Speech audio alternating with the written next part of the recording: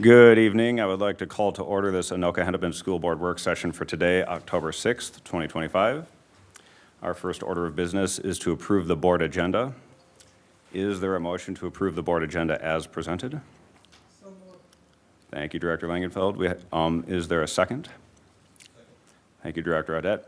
Is there any discussion? Hearing none, will all those in favor say aye? Aye. Any opposed say nay? With 6 in favor and 0 opposed, the agenda is approved. Members, the next item on our agenda is item 3, the consent agenda.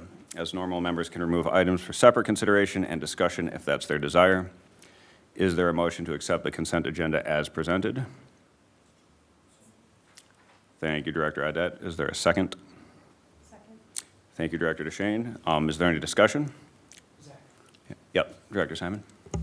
Thanks, Zach. I just wanted to point out to the community, there's been a lot of discussion on pool facilities in Anoka-Hennepin, and as part of our consent agenda, Appendix C, I just wanted to point out to the community that if the board approves the consent agenda tonight, there is in their Northdale Middle School pool mechanical upgrades. The total cost was just under about $600,000. So this just shows the community that when we said we're going to upgrade or update our facilities and make sure that they are good for our swim teams and our communities, that this is one portion of that. Thank you. Any other discussion from board members? All right, hearing none. Will all those in favor of the consent agenda say aye? Aye. Any opposed say nay. With 6 in favor and 0 opposed, the consent agenda is approved. All right, our next agenda item is item 4. On the work session, we'll begin with item 4A, Career and Technical Education Pathways. Welcome, Jess Lipa, Director of Career and Technical Education. Sorry if I mispronounced your last name.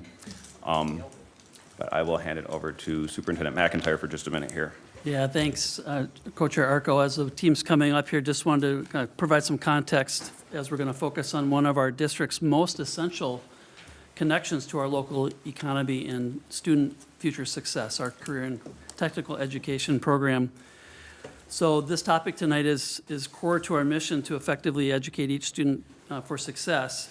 And it's a critical link to our strategic priority around increased student achievement so that we are able to equip our students with the tangible in-demand skills for our workforce readiness. It's also a cornerstone of another one of our priorities, our effective organizational support, because it really fosters deep community partnerships with our local businesses. So, and those partnerships are essential as we work hard to make sure we're relevant, provide a valuable work-based learning experience for our students, and ultimately contribute to a talented, skilled pipeline in our kind of regional economy.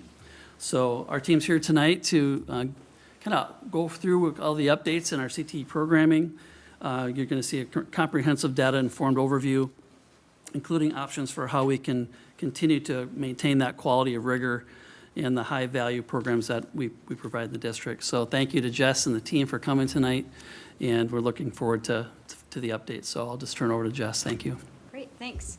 Good evening, Co-Chair Arco, members of the board, Superintendent McIntyre. Thank you for allowing us to be here tonight. This evening, I have some guests with me, some from the school district, of course, and some from our local workforce partners that we work with. I have Brian Dischinger, who works with Mate Precision Tooling with us. Carter Gerlach is an internship teacher who is physically located at STEP but works with students across the district. Susan Gard is here with Blaine Brothers, and then Theron Bussey is here. He's our advanced automotive teacher who also specifically works at STEP. So if I were to talk about what career and tech ed is, the evolution of CTE in general has been back many years ago. We all called it vocational education. And then in the late 1990s, early 2000s, CTE really took on that role of, instead of just working for the homes, but working for the workforce and changing how we viewed CTE. And that our whole role is to provide rigorous and academic and technical skills that lead students to any sort of college and career success. The idea being that there is going to be multiple exit and entries for students in that maybe if they think in high school that they're leaning towards one occupation, but then they decide, oh, I don't think I really want to do that. But that we're teaching them skills that along the way will help them hopefully get into occupations that are, that they're, both fits their passion, and then of course, everything is hopefully aligned to the workforce. We play a critical role in ensuring that our nation's education, the workforce, moving towards economic advancement and success. All of our occupations in any courses that we offer within Career and Tech Ed have to be aligned to the National Career Clusters Framework, and any course should lead to occupations that are high skill, high wage, and in demand.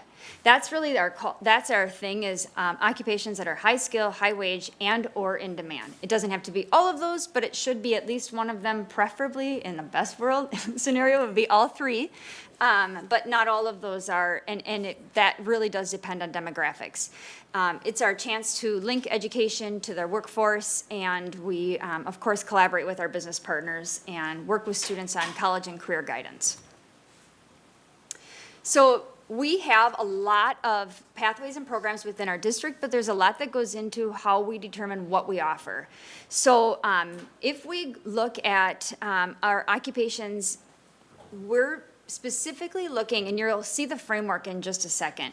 I have a picture of it. It's not pretty, but I'll show you what the picture is.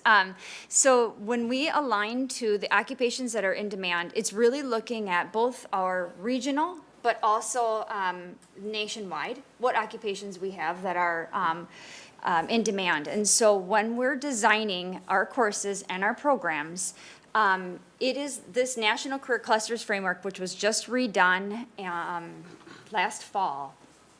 And so it's a way for us to review any standards, curriculum, any credentials, and make sure that everything that we offer is still aligned to it. And then if there's opportunities to determine new programming, we first start with this Career Clusters Framework. So the next slide is, this is what I say is it looks like a lot. If you look at the Career Clusters Framework, this is the national model. And the idea being that there's their general, they call them their general occupations, but then there's the clusters, and then there's subclusters in the widest part, and of course, they have cross-cutting clusters. So in this, I took Anoka-Hennepin's occupations or career programs that we offer and put those around the outer edge of the wheels to see if we really are truly lining up to where we have, where we think we are. And you can see in this case, the idea being that this framework shows us that yes, we have occupations that are lining up to certain occupations and whether they're in demand. And I say that and I say sometimes they're courses, sometimes they're programs. When looking at this, a great example is I didn't put culinary arts 1, 2, and 3. I just put culinary arts. What we have at the 5 high schools, what we have at STEP, and where we have programs. Part of what we do when we use this is that we look for where are we saturated? Maybe where is there not enough? And then looking at, of course, our regional area too, and looking at what's in demand. The idea behind on that top right where the cross-cutting cultures or cross-cutting careers are, those are occupations that should appear in multiple areas of the workforce, not just, if you're going into marketing or you're going into AI, for instance, that's in every occupation, not just in, a business. It's in for like business occupations. So it stretches all over all of those. And then, let's go to the next one, Jim. Okay. So here's the other thing that we look at is our occupational outlook. Part of my role as the CTE director is that I am part of the Anoka County Workforce Development Board. And we use that information, we use other information to look at our national, our state, regional, county employment predictions. We're trying to constantly predict out the next 10 years. We use everything that we get from whether it's deed or, the chambers of commerce in our local area, the workforce development boards, but we use all of their occupational data. And part of what we're looking for is very specifically we know that there's maybe a decline in need for, a great one is, if you look at manufacturing, the results are mixed across the state, but if you look at the area of Anoka in particular, a great example is that's an area that's in high demand and will be for a very long time, due to everything from retirements to, replacement people to new jobs, changing jobs, et cetera. So I work with them and just to learn on, okay, what about our local area? How will this benefit students, not only locally, but how are we doing things to prepare them for maybe elsewhere in the state, the nation, et cetera. And then we use our advisory boards as well. Two of our people who have sat on our advisory boards are with us this evening, and they provide us guidance as to where occupations are headed, how we should be providing, if there's new things that are coming up in the industries, and things like that. So the advisory board people, our CTE teachers are required to have 2 advisory board meetings annually. We usually do one in the fall and one in the spring. And so part of that is having people from the community talk to us about what is important for educators to be working towards teaching, et cetera, where the occupations are changing. They oftentimes hire our students. They oftentimes provide internships for our students. They'll provide training for our teachers. They'll do a lot of support for us. So I started to talk a little bit about this. Our advisory board partners, there's specific rules within the Department of Education, and this is required in statute that we have advisory board meetings. There are specific rules within MDE in particular that 51% of the makeup of any meeting should be from business and industry, meaning not too many educators. It's something that it's really our time to listen. It's really our time to listen to the community and say, okay, what's coming up in this occupation? Why is this so, why should we be teaching this? It's when we learn a lot of times about these are credentials or certifications you should be getting students. It is where we learned that people were adamant that we teach career and employability skills because that maybe have gotten wasn't as a focus in the schools anymore. And so they were pretty adamant that those are some of the things that we need to address is people's employability skills while they're in high school.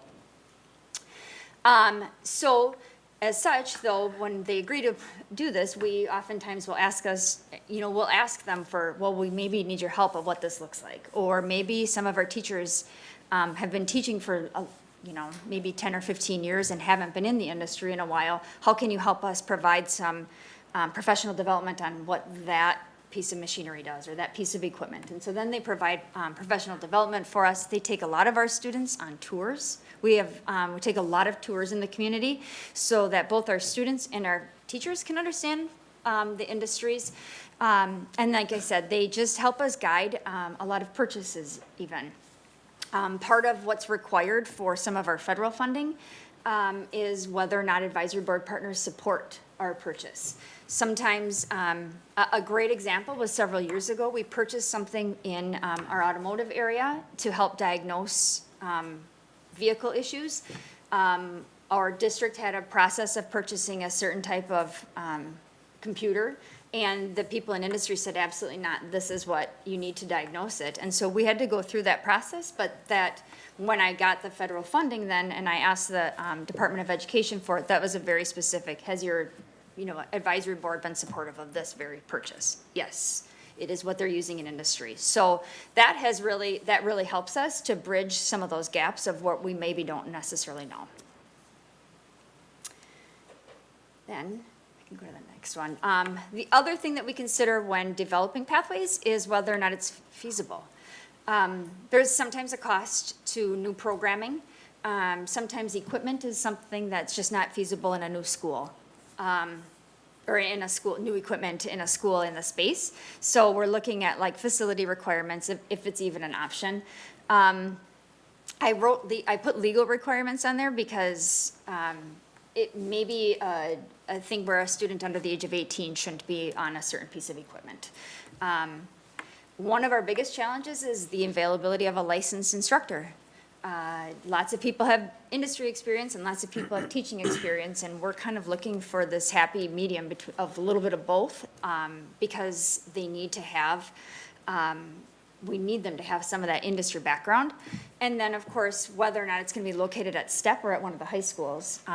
You know, and part of what we think about is at STEP, part of the deal is, right, our high schools have a lot of the introductory courses, and then we move into, you know, the advanced courses at STEP, and sometimes it's easier to just run a section at STEP because the high schools maybe don't have the enrollment or, again, a number of licensed teachers versus maybe just one or, you know, two, depending on it.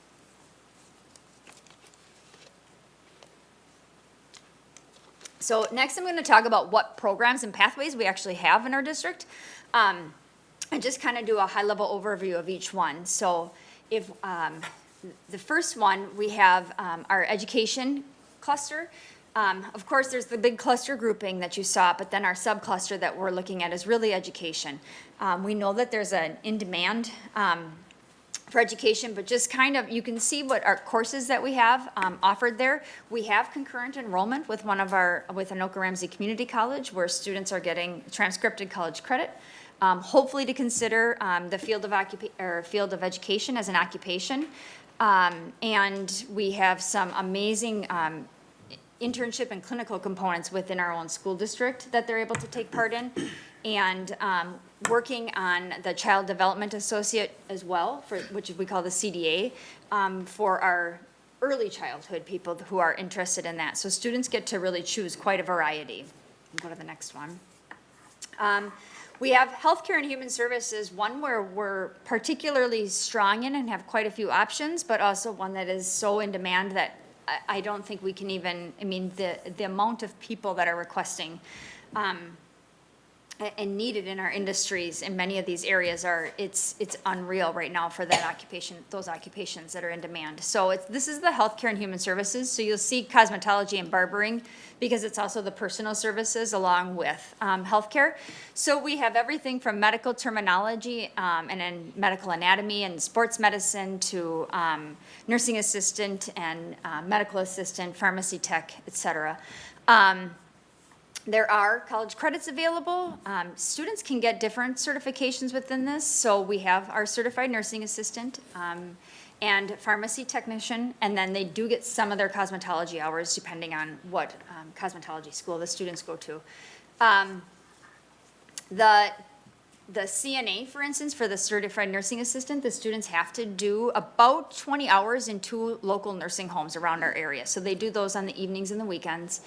And that is a clinical component that's required. We are approved at STEP. This is where this one is at. We are approved to be a Department of Health approved program for nursing assistant. And so we have to follow those requirements, which we can have a range of clinical hours, but the students can test out at the end and get their CNA license. Then we have public service and safety. So this is our law enforcement, emergency medical technician, firefighting, and those programs. We have both articulated credits and concurrent enrollment credits with several colleges. Students can get their first responder and then their EMT certification. Part of the EMT certification is that the students do have to do a clinical component.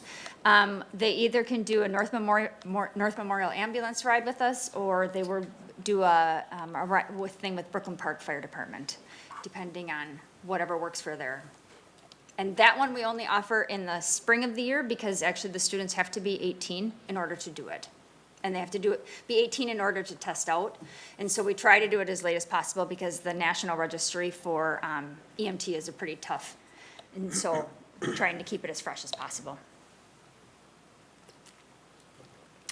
For ag and natural resources, we have everything from horticulture and animal science, landscaping, zoology, ecology, We do have College in the Schools for pre-vet animal science for students. There are a lot of internship organizations, and FFA, Future Farmers of America, is an incredibly strong student organization across the state, and so they do a really nice job with that. So even some of the pictures up there is from one of our greenhouses and some different things that students have done. Then we have building and moving, which the folks with me are all a part of that cluster. So that's our transportation, construction, and advanced manufacturing. It seems like there's a lot in here, but they're all in different occupational areas, so it's just not, it doesn't feel as big as it is. But we have everything from aviation and automotive, advanced automotive, but we have outdoor power sports and equipment, architectural drafting and design, construction, CDL, welding, engineering, design and fabrication, CNC programming, et cetera. So some really great highlights, and they'll be able to highlight some more coming up in a few minutes, but some really great partnerships and certifications that we have is we do have a Polaris partnership with both Coon Rapids High School, and we'll be moving to Blaine High School too, where Polaris actually has given us a lot of their, everything from materials to engines, and the students can work towards a Polaris certificate. Within that, same with Yamaha's at Andover High School. And so trying to expand on all of those. These are all in their first couple of years, but that's been going incredibly well to have Yamaha there because they are really giving us the newer engines. It's one thing to suggest that we maybe have some older ones or kids that, it's no different than vehicles when kids get to work on vehicles. If they're working on older vehicles and older models, that's not really what they're going to see in the industry. They're going to see newer vehicles, and so it's important to have, sometimes those donations are critical. STEP is an FAA private pilot ground school approved program, so we are constantly working between both FAA and TSA for that. CDL will be new in its full version next year, so where students can get the ground school, essentially hours for their CDL. We are an ASC approved program, which is automotive service program, so that's something that we're working on as a reaccreditation this year. And then we are also an American Welding Society. We do some welding certifications for students as well. Then we have, of course, hospitality, events and tourism, a high area of student interest in this one, everything from culinary arts to baking and pastry. You'll see graphic design and digital photo in this area, videography, apparel and design. And we have the Center for Advanced Professional Studies, which is in this area as well. And so there is a lot of internships available for students in these areas. And the students can participate in everything from Skills USA and FCCLA, but Pro Start is a big one, where they can go and compete in different culinary challenges across the state. Then we have our financial services occupations, and so there we have courses in accounting and building wealth, personal money management. We have a lot of internships are available in this. This is where you'll see a lot of BPA students out working in our communities, working at everything from Target, Medtronic, Genesis Works. We've got kids all over the place working at different industries, specifically with BPA and our partnership with them. And then we have management and entrepreneurship, sales, digital technology. So this one is also one where we are, I feel like we're growing quite a bit in this area because of the interest in everything from computer science and IT essentials, and cybersecurity and ethical hacking is becoming a very big industry. And so next year we will hopefully have an AI course where we are introducing students to AI. But this is an area where we have also the Center for Advanced Professional Studies, that's in business management. And so students are working side by side with business and industry partners trying to solve their problems, real world problems within CAPS and working there. We're a Cisco approved academy at STEP, and they have internships as well, and we work with both BPA, DECA, et cetera, for student organizations. And if I look ahead at some of our student outcomes, my most recent data, because we've just submitted our last year's data, so I'll get that soon, but in 2024, actually 78% of all Anoka-Hennepin high school students took at least one course in career and tech ed. In 2024, 93% of our CTE students actually graduated in 4 years. So their outcomes are generally pretty good. We do serve a lot of students. They're earning college credits, industry certifications, a lot of work-based learning opportunities across our district and in our local communities.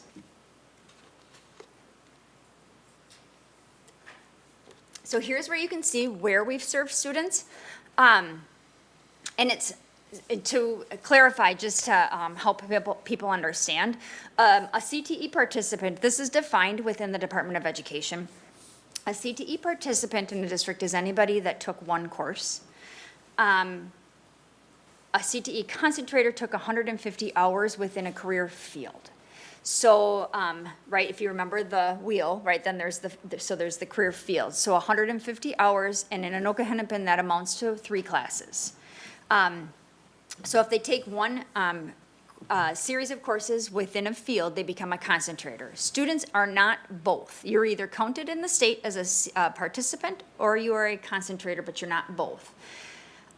It looks like, if you look at the total number of students right on that far right column, what it appears like is that we are, that's more than the percent of students we're serving. This is duplicated, so it means that a kid that maybe was a participant in ag, food, and natural resources was still counted as a concentrator in human services. And so it's not specific to just the body, the one person could only be in one of those, they can be in multiple categories.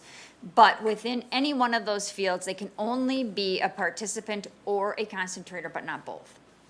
So you can see that human services is probably our biggest area that we're serving students, and then business management and administration is where we get a lot of students as well. So that human services, remember, is everything from culinary to cosmetology to those within the human services, and of course management, business, and administration is a lot of the business services, and also that's where marketing classes were by the state's definition.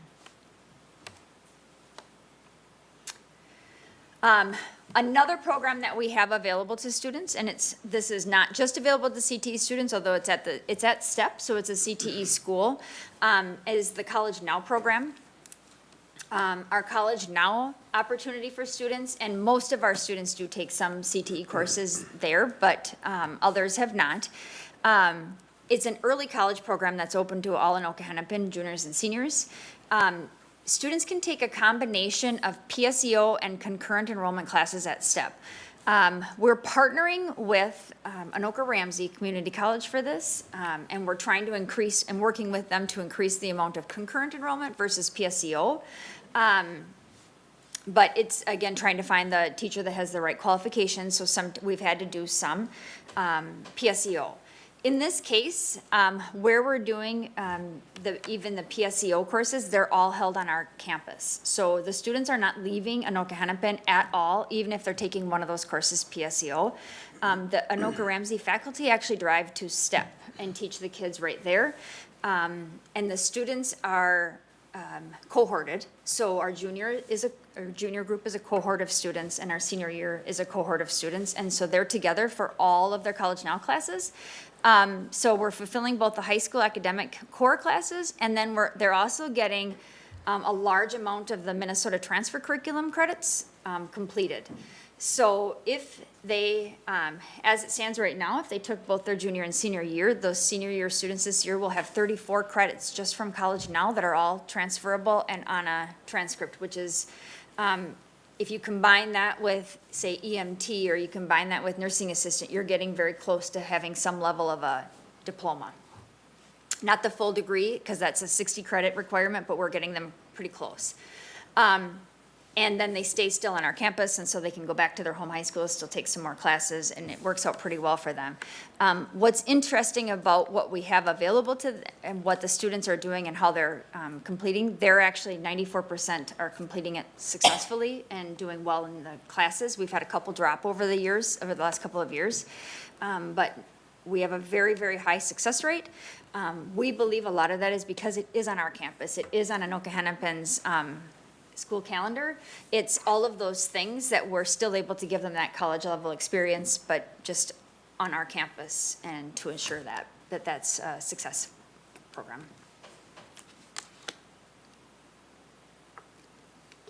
So next I want to open this up to our partner spotlights from MATE, and I'll let them talk about a little bit about why things have been so successful. So Carter in particular has a student the last couple of years placed at MATE, and so, but I'll let Brian really take it from here and talk a little bit about our partnership there. All right, good evening, everybody. My name is Brian Dischinger. I've been asked to speak about our experience with the STEP Student Machinist Program. I've been employed at MATE for 29 years. My current position is a foreman for 13.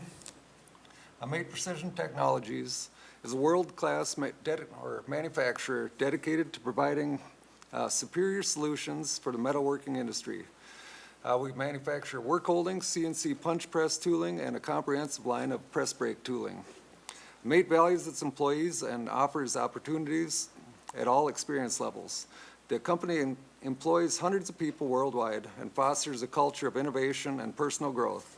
A key component of our community engagement is our dedication to developing the future manufacturing workforce through internship and apprenticeship programs. Offering programs like the machinist intern and student machining apprentice roles, MATE creates a vital pathway for students to gain real-world experience, forging a direct link between education and industry. We're on our third student at MATE this year. All three have been more than eager, motivated to learn machining skills, and all have shown a curiosity to the trade. Student interns are onboarded to perform essential tasks like general maintenance on machines, learning to operate both manual and CNC machines. They also gain experience in quality inspection using various measuring devices. And interns are also trained to meet expectations for productivity and quality, participate in continuous improvement and lean activities, and follow guidelines for work scheduling, all essential skills for a modern manufacturing career. The intern program is a crucial model for addressing future workforce shortages in the manufacturing community. And the internship programs serve as effective funnel, allowing MATE to assess potential full-time employees while they're in school, reducing future hiring risks and onboarding time. By partnering directly with technical colleges or STEP program, MATE ensures that the curriculum and student skills align with the immediate and future needs of the manufacturing floor. This practical experience combats the skills gap, producing graduates who are job ready. And offering paid, flexible, and supported internships positions MATE in a committed community partner and an employer of choice, attracting bright, motivated talent into the skilled trades. This partnership model is essential to sustain the talent pipeline and needed to carry the manufacturing industry forward. And I'd like to thank Carter for the opportunity to participate in this. So something that you'll see too is that MATE participates in the Youth Skills Training Program, which is a state program that allows students who are not of a certain age to complete tasks that maybe would be not allowable for a student who is under the age of 18, something that's in a hazardous occupation. What the Youth Skills Training Program allows us to do is an agreement that we have with Department of Labor and Industry, in that it allows us to put students who we know have been trained, who are being supervised, who have a mentor at MATE, and can work with the student until they turn the age of 18. So our seniors maybe sometimes don't turn 18 until October or November. So this allows them to work on hazardous equipment through the guided supervision of both the school district as well as the employer. And then I'll turn it over to you if you've got anything, Carter, to further add about MATE. Yeah, just with, in reference to the youth skills training program, it's really, it's kind of a way to allow the HR departments and so on at a lot of our employers to rest a little bit easier when we are starting up these programs. Getting these programs moving initially, they can take a long time, whether it's MATE or Blaine Brothers or a lot of the other partners that we're working with in the community. Getting that initial program onboarded within their facility it's crucial to have these programs in place and have understanding from all sides so that everybody can work together. Until the student turns 18, the majority of our students do not turn 18 until later in the school year, and so that's it's been a marked change. And so this program has really helped out from the employer angle to make them feel more comfortable, along with us as a district feeling more comfortable that we're getting students put into the right spots. And so that is, and we're very fortunate to have partners like MATE. One thing I will say is getting partners that commit year after year, no matter what the employment outlook is. It's really, in the last 5 years, I've been in this role for 5 years. In the last 5 years, it's changed dramatically. What high school students are able to have for employment, along with what the opportunities are out there, and it moves around. Getting strong programming is just really essential for our partners to be able to commit every year, no matter what that current outlook is and what the current state of their industry is. And so when I look at our partners that we have here, that's what we have, is somebody that's willing to commit to the community and the kids year after year. Thanks. Next, we have our partnership with Blaine Brothers, and Susan and Theron can kind of talk about that. So I'll let you maybe take it from here and kind of fill in. All right, I'll go first. I don't have quite as prepared a speech as he did, but Blaine Brothers, in case you don't know, we do maintenance and repair on heavy-duty trucks, trailers, and parts sales. We have about 400 employees, mainly in the Minnesota area, a lot of them in the metro area as well. We've been in partnership with Theron and his team we were figuring out about 7 years now. So we've been the partnership has had a variety of different ways, on the advisory board, giving tours to both the students as well as professional development for the instructors as well. We have participated, sponsored and participated in the Nitro X program that they've run out of the STEP that gets down to the junior high kids and introducing them to transportation as an industry. And they tour our facility. We also give them lots of candy and pizza or hamburgers and stuff. That's why they really like us. But we introduce the kids to understanding what a job would be in our trailer shop, in our parts area, in our truck shop, but also in our IT area, because if they have a passion for transportation and want to go into a different type of industry, you can still have a job, a different type of vocation, you can still have a job within our industry. So we really try to open up all the different types of opportunities for them.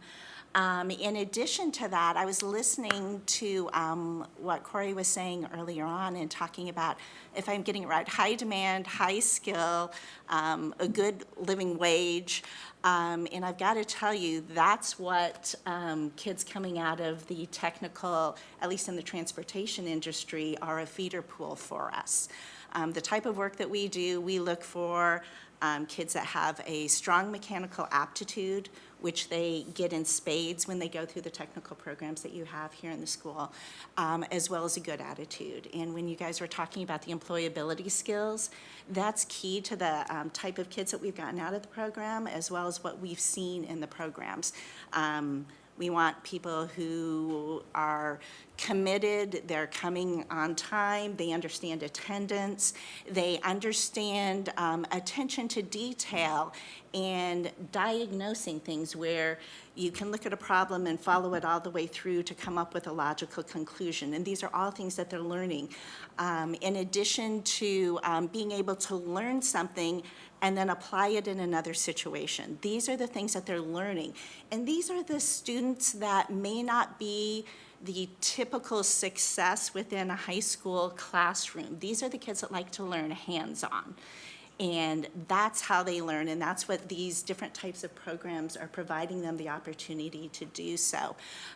We have hired your kids out of the STEP program. We've hired kids that were graduate of your technical programs. We have hired kids that are part of the internship program within the schools and had seen a lot of success in seeing them as really good, strong employees for us. I was talking to Jess.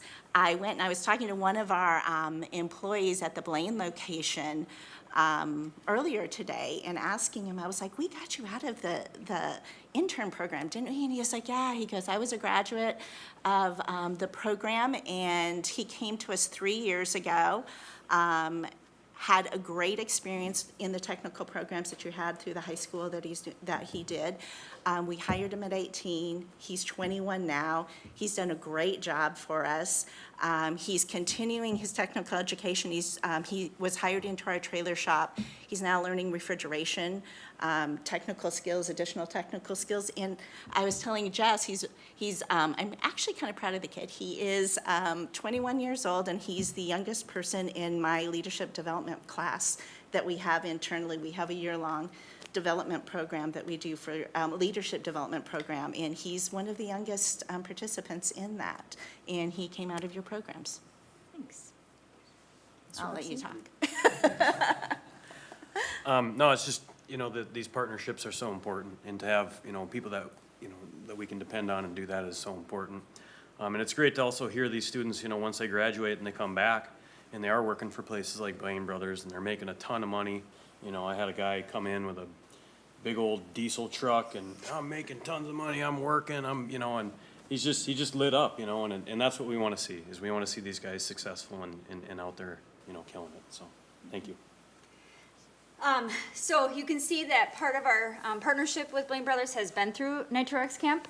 For those of you that maybe don't know, the NitroX Camp, it has been a camp that we've done in the summer for incoming 7th, 8th, and 9th graders. They get to work on, I'm going to say it wrong, remote control. Thank you. Remote RC, like big RC vehicles. But we take them around to our local community partners. And they do a race at the end, and that's really the culminating event, is the racing of the RC vehicles.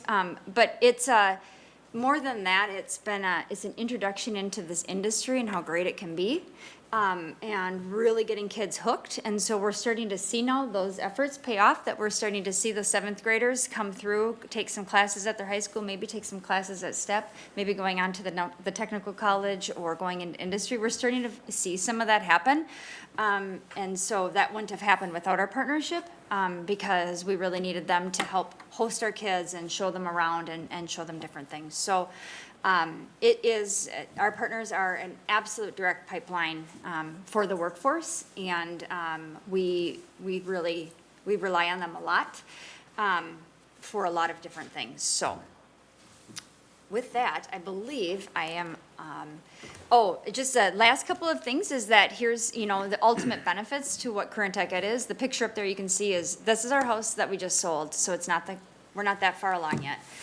If you're looking at the picture, So we really, our job is to really look at real-world relevant experience, what's relevant in our future workforce. And if it's not being, if it's not something that's needed in our workforce, then we really do question as to, maybe it needs to change, maybe we need to offer something different. But it's helping kids kind of explore their passion, and helping them find college and career success, giving them access to what's high skill, high wage, and in demand while they're still in high school. And then we know that our employers can see some benefit to help address anywhere from the skills gap to a direct pipeline to students, and hopefully they have some of those in-demand skills when they leave us, and or if they go on to that next step, maybe it's post-secondary or whatever it may be. So with that, I believe we can answer any questions that you might have, or if you have any comments. Director Simon, or Director DeShane, you can go first. Thank you. Thank you all so much for being here. I really appreciate it, and I appreciate the overviews of the partnerships and just your commitment to our students and district. It's really meaningful, and I'm so grateful you're taking an evening to be with us tonight. Jess, could you tell us a little bit about what would be the best way, would you recommend, for students and families that are hearing this or interested in this? Maybe they're, 8th grade, 9th grade, and they're starting to plan out the next few years for their student. What do you recommend the best way is for them to get more information or ask questions? Thank you, Director DeShane. I appreciate that. So there's a few things. There's opportunities for them to explore some of these while they're still in middle school. There's certainly, we don't have all the facilities available for middle school students. Some of it's not necessarily at their age level yet. For instance, like construction or an automotive, we don't have autos bays at our middle schools. But a great way is really to start talking to their school counselors. Of course, right, their parents usually have some ideas, but of what occupations they maybe know about. But I really, for our like younger students, I would say to start asking their school counselors and start talking to their teachers, because the teachers really do know what opportunities are available within our school district, especially as they're planning their 9th grade registration. There's usually some open houses at the high schools, and that's really that first start, is that incoming 9th grade year is taking a look at what classes they can take, what maybe is of interest to them. At all of our schools, we have career and college specialists, and those folks will oftentimes help students take interest inventories, and if maybe you have no idea, and really, 9th grade seems so young, right, to maybe have that much of a plan. Some kids know, some don't. I fell into this not that way. I wish I would have fallen into it a little sooner, but I didn't.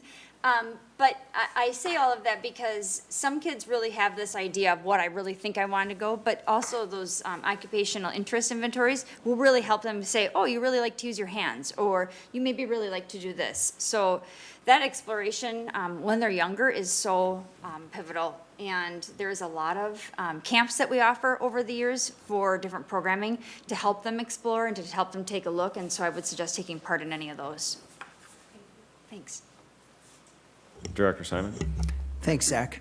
No questions, just a couple of comments. First of all, it's always one of my favorite presentations of the year, so thank you. I'm really glad it's recorded now, when our work sessions are recorded, so our community can see it. It's a great example of just the excellent programs we have in Anoka-Hennepin. And thank you, first of all, to Blaine Brothers and Mate for being here and your partnership, and all of the partnerships that you guys, that the private sector and the community gives to this program. Is just so important. But it's been an important program, comprehensive, innovative, important program for all my years here, and I know well before my time too. And the partnerships that you create with the industry and the healthcare and the state with licensing and Noka Ramsey is just amazing. And one thing I'm going to embarrass Jess a little bit. I know she's too modest to mention this, so I'm going to mention it. That program has received national attention from senators, from I think Department of Education reps, touring, and really has become a model in the nation for how to do this. So, Jess personally has won recognitions also, but I don't want to speak for you, but I think she'd say She helps to lead this, but there are so many people behind the scenes. Community partnerships that we heard about, all the teachers, all of the staff, making this program just unbelievably wonderful and something that Anoka-Hennepin's very proud of. So thank you so much. Director Audette? I had a couple follow-up questions. I want to make sure I understand when some of the students participate. Some of the programs, you talked about some certifications and things, but for a lot of them, it seems like it's as much about getting a chance to find something of interest and then start to work in that area and build on some of the, maybe at the beginning, some of the more basic skills of it. So let's say that the home building one is a good one. They're in there, they're starting to do some of the construction-related activities, and then maybe they figure out they really like electrical work, or maybe they figure out they like plumbing or whatever, and they can actually, work on some of those projects too. So you're getting a chance to try it out and you're learning at the same time, which may not lead to a certification or something, but by the end, perhaps a student has a good idea of where they're going to, what they're going to do next, and where they might look for employment or apprenticeship or something like that. Does that sound like what we're trying to do? Yes, thank you, Director Ardette. I appreciate that. Yes, that's absolutely correct. If at the end of it, I've always said this to families too, because my goal is to show the occupations in demand. Our goal is to show the top 20 at least, right? Occupations in demand to students, because this is what we have available to us. But you also have to find your passion. And if at the end of it, you're really good at it, but you don't want to do it for the rest of your life, that's okay.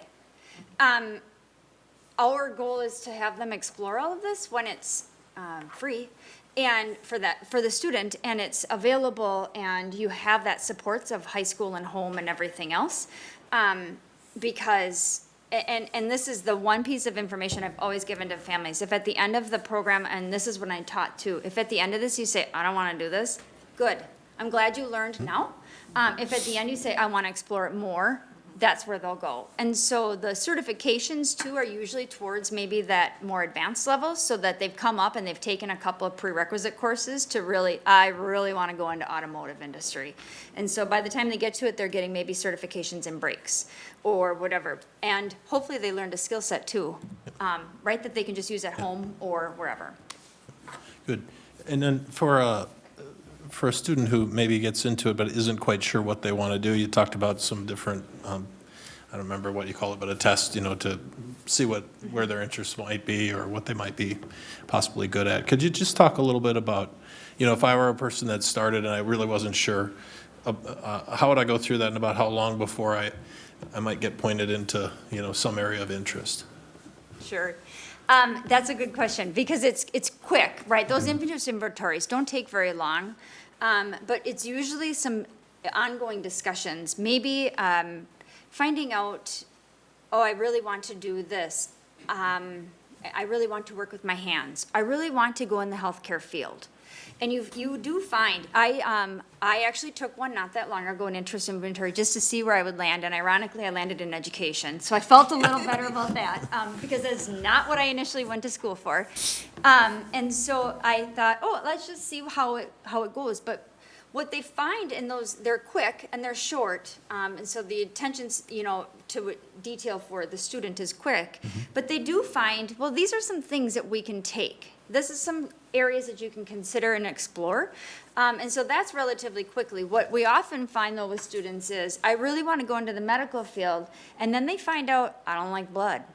Okay, but there's other jobs within the medical field. And so our whole goal is, right, those multiple exit and entry points of, I really want to be in this area somehow, but I don't like this, but what else is there? And that those skills that they've learned along the way will help them in any of those fields. Good. Thank you. Director Langenfeld? Thank you for your presentation as well, and I wholeheartedly believe that the workforce of today is sitting in our schools, so you're right where you need to be. For our community partners, as you think about the students that are coming into your programs, I was just curious, when you think about the employability skills, how do you determine which students will be coming into your programs? How does that work? Is it, talk a little bit more about that, because I think that's a really important step. That's really that's a kind of an integral part of my position, is making sure that there's an appetite from everybody involved to make sure that it's going to be a successful environment for the student and for the employer. It's very important for us to make sure that the employer is working with a student that has an interest in the area. So I guess to answer your question, I work with them. We do our interest inventories. We get a general idea and we work with a lot of times with the career and college specialists alongside with the student, and we will identify those interests. And then from there, we try to tour students into different areas. Just for an example, we will be going to another partner of ours, Cummins Power Generation, tomorrow. So the majority of the students in the program will be going there tomorrow, and to speak to, to Director Audette's question, they're going to tour the entire facility. So they're going to go through the office environment. They're going to the internship that is available there would be on the floor in the manufacturing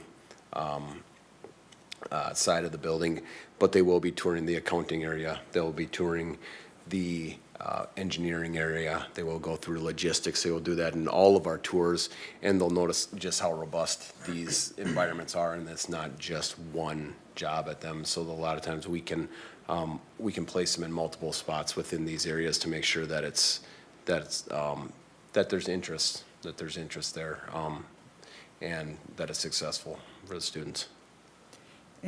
As a follow-up to that, then, do they go through a formal interview process as well? Yes, Okay. yes, And absolutely. so I would assume you did, and For us, they do. We usually have in the past relied on our partnerships with the different programs, with the different instructors. That's why we also encourage the instructors to come out into our facilities so they have a good understanding of who we are and what we're all about. So they can be informing the students on what working for us would be as well. And so they'll call us up and say, hey, we've got a good match for you. We've got somebody who's interested in the type of work that you do, or I think they've got the different technical skills that you've been looking for and you've talked to us about before. We have them come out. We usually do a phone interview, and then we have them come out and interview with our hiring manager as well, and walk them through the shop and talk to them about the opportunities.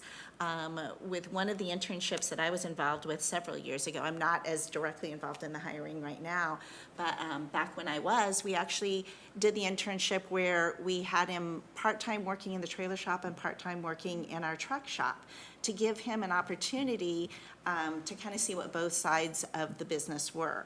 And then ultimately, when he graduated, we hired him full-time into our diesel shop because that's what he was interested in. So we try and look for opportunities that it is a good match. We look for the relationships and the recommendations of the partners that we've made in the school district. But then we also want to show the kids what the experience will be like as well. thank you, I appreciate that. And can I continue? This is just my favorite. Jess knows that. It was an area that I worked in as well as a teacher.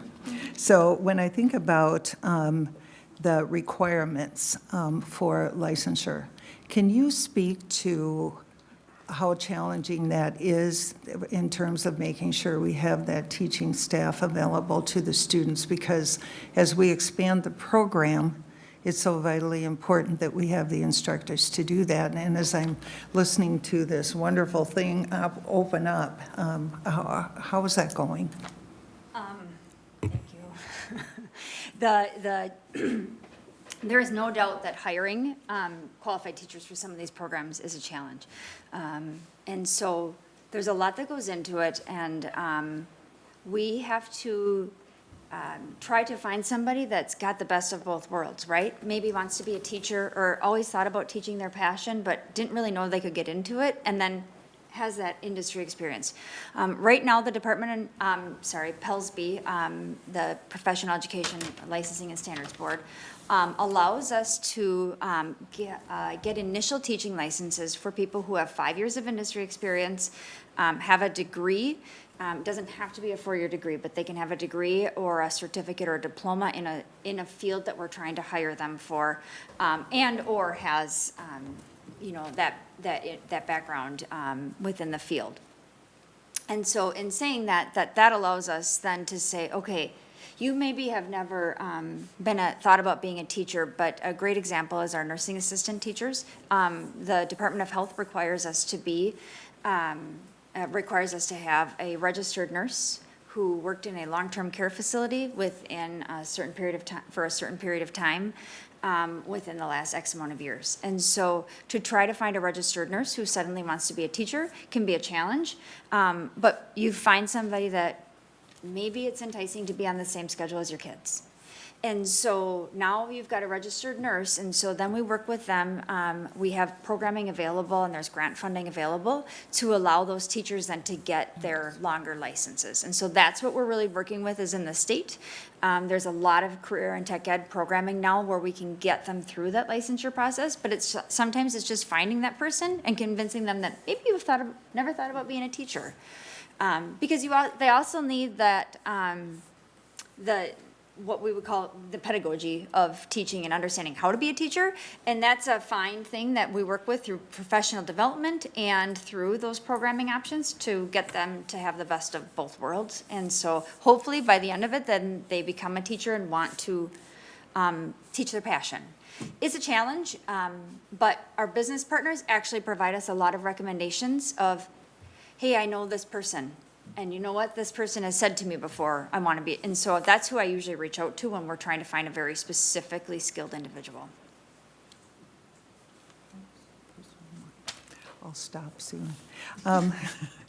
Just one more. As we think forward, Champlain Park recently, in the last couple of years, added to their IB program a career-related program pathway. How has that impacted your programming? As we've given out medals and you can see how many students are lining up in that pathway, how has that impacted you, and is there, talk a little bit more about that. Thanks. Actually, that's been wildly successful, those students coming to STEP. Wildly successful because the students are doing incredible things and they're doing really, really well. And that enrollment in those areas that we've partnered with them has grown considerably to where we've looked at how can we, how are we going to keep expanding with that partnership? But that has been an incredible success story of students who are finding their way within the career program side of things, getting certifications, getting college credits through the STEP program. But like I said, it's every area that we've partnered with them, it's grown tremendously. Thank you. Thank you for everything, and thank you for the partners coming to the table. It's so vitally important. Appreciate all of you. Director Hoekman? Thank you. Yeah, it's really exciting to see kids finding their way, being able to use skills. So thank you for providing those opportunities and internships. Can you talk a little bit about the capacity? Like, where are we at STEP School? Is there openings available? Thanks, Director Hoekman. Yes, in some areas, but not. When we staff at STEP, we staff based off of registration. So if there's a dip in registration, there's maybe the FTE changes in a certain area. Where there's growth in registration, we have to maybe find new teachers that have that same skill set. And so it's really taking a look at, and so our registration is really on a year-to-year basis, and so that's how it is staffed, is based off of course requests of students. It's very, there's a lot of kids there now, more than we've had post-pandemic. We finally have hit back to that level of growth that we wanted to see. Where we have waiting lists, we are because we do in some areas, we are talking about what to do potentially to try to still meet the needs of students and their course requests of students, because I think that personally, I just don't like the idea of a waiting list for kids. That doesn't feel very good. And so we try and work really hard to make sure that all kids that get their requests are somehow creatively scheduled and to do what we have. Right now, it's very few openings, but we're seeing them start to fill up. Try one was, of course, full first, and then, we go to try two or try three. So sometimes if a kid didn't get the course request at the time frame that they thought they were going to, we just, can you come try two? We have an opening in the afternoon or in the morning or whatever. So we really do try to work with everybody to make sure that all the students do get the requests, because we staffed based off of those. Thank you. And then I know it's really challenging working with the STEP and then integrating these programs into the high schools as well. Is there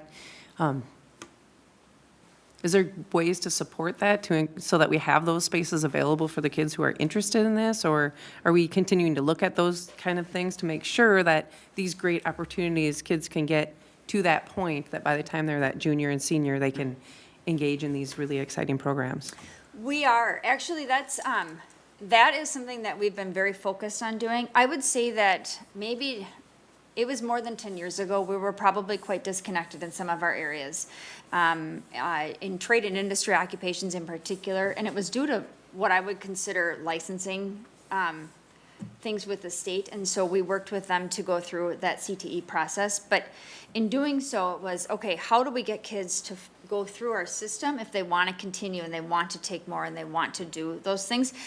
So we actually expanded the programming options and put new equipment in and new professional development and curriculum. We did the things at the high school because that was critical in order to building a strong pathway.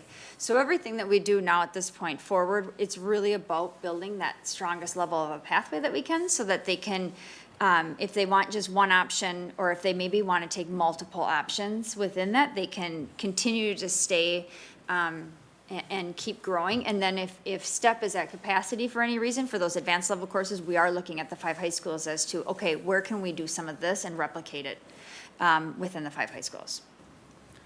Okay. And then finally, you talked about the current employability skills. That's great that the CTE programs are able to help kids with that. Is there something like big picture that we could be doing to make certain that all of our skills or all of our students have those employability skills? Yeah, I do think so. I think that as we look at when STEP started to really assess career and employability skills, we agreed that we also had to teach them, right? Because kids don't necessarily know them walking in. And most kids don't, right? They're young and they're learning all of that. And so our agreement was is if we were going to assess those, we really had to teach them. And so we do assess them, and we provide parent feedback on what those look like. Is that maybe the student is really, really great at this, but guess what? Attendance is a problem. And so here's why this is an issue. Or those are things that we work with our kids on. And those are all based off of standards that Minnesota and the frameworks that Minnesota had determined. And so we continue to use those, and we've had other schools ask us, like, well, what is it that you're using? Because they are implemented. It would be considered of that big wheel, that middle of the wheel of what those employability skills are important for any occupation, any career, whether you are in the music. In our case, like if you think about it at the high school level, it's whether they're important at the music department or in the family consumer science department. They're important no matter what. And so those are those skills that could be demonstrated anywhere. And then for superintendent, these are such great things that they're working on. I know that it takes the entire district working on them.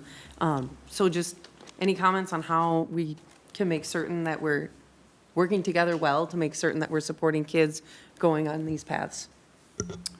Well, I did have some, thank you for asking, and I don't know, Director, or Coach Arco, if you were going to save your comments for last, so I'll just jump in. So we were just at AMSD on Friday, Director Langenfeld and I heard from the state demographer about what's the outlook, job outlook in the next 10 years. So think about 3.5 million jobs currently. They predict another 150,000 jobs but our workforce is going to go down by 100,000 workers. Our working age population is going to decrease.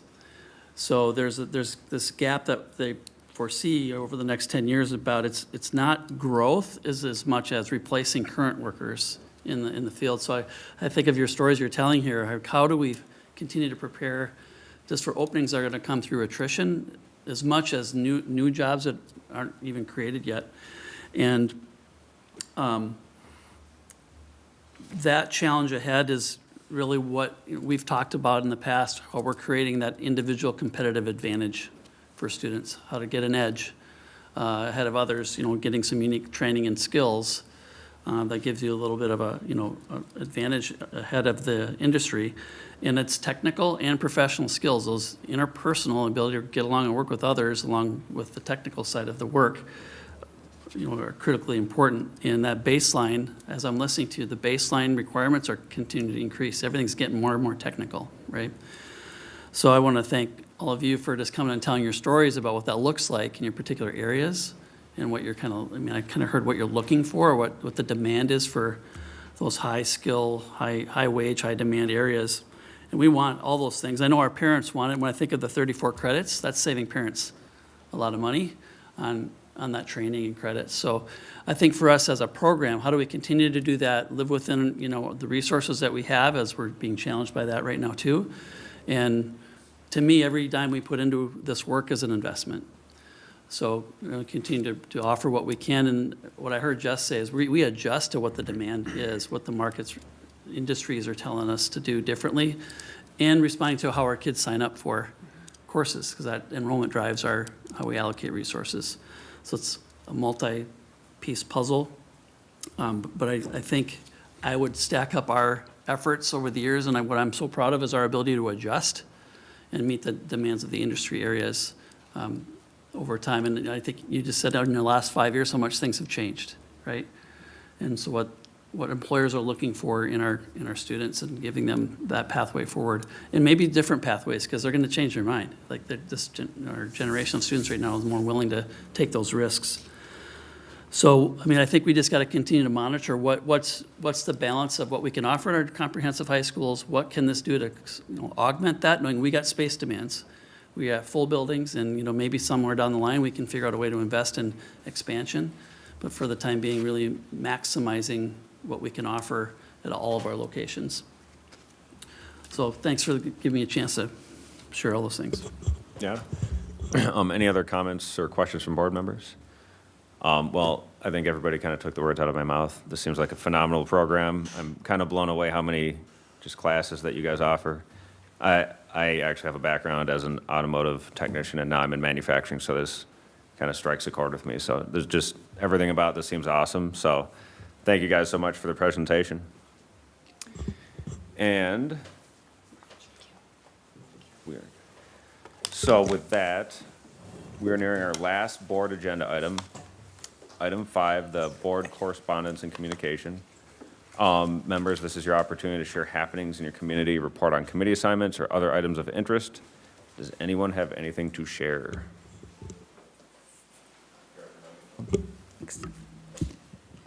The superintendent just reminded us again that we were at AMSD, and you provided the link to that report, the Dr. Susan Brower report on a comprehensive overview of the demographic trends. And it's a really eye-opening in some spots report, so I encourage everyone to take a peek at that. And then I'm sure if we have questions, we can follow up with her at MD as well.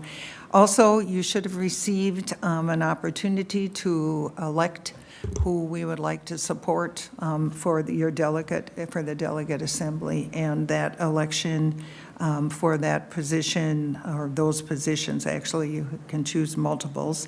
The deadline is coming up. It's October 15th. And then the next thing is I had the privilege to go visit Evergreen Park, visit with the principal along with Dr. Gustafson, talking about the challenges and opportunities that the school is seeing, and uplifting some of the things that they are doing around literacy, of course. It's an important priority, but also talking, even standing in the hallways, watching the students come in the morning and looking at what they're doing for behavior interventions and supporting their children. It was an important meeting, and I hope you can get out to your schools too, because it really reminds us of why we do what we do, because these jobs aren't always the most uplifting sometimes, because we have to grapple with some pretty tough stuff sometimes. And then the last thing, I was doing my volunteer work at Monroe around the book fair. And what I really started to recognize and appreciate is, and I talked to the media specialist there for quite a while, about the increase in student interest in literacy and how that has changed over time. And one of the things that I would encourage all of us, once again, is to really get out to see. Monroe is a great place that legislators are coming to see what's going on there with Bridge to Read, and I know other schools are doing it, but because they were out front with it, I think that they have a lot of experienced educators who are delivering that program, and I know we have it in other schools, but again, I know that legislators have already reached out and are interested in coming in. Business partners have reached out as well. So I would assume you can just touch base with the superintendent. It's really interesting to walk with a legislator and be able to have those conversations about the needs while at the same time watching the success in front of them and their investment and support of us. So anyway, so that's what I've got. Thanks. Director DeShane. Thank you. Just two things quickly. I wanted to give a special shout out to all of our District's 5 high schools marching bands. They performed this last weekend at the Rebel Classic, and Coon Rapids High School took away the first place prize and several of the awards. It was just excellent to watch the performances and all the camaraderie. There was a hot dog eating contest and all sorts of fun things that happened at this event. And just the growth demonstrated right from the district preview at the beginning of the school year, where these 5 marching bands gave their field shows for the first time, to now watching them this past weekend. It's just incredible what they've been able to accomplish. And then lastly, we have been holding our budget reduction discussions in community meetings over the past several weeks, and our last one is coming up on Wednesday, October 8th at 6 p.m. at Oakview Middle School. So just encourage anybody that still wants a chance for in-person discussion with district leaders, with board members to come to that, or to fill out the survey if that works better for your schedules.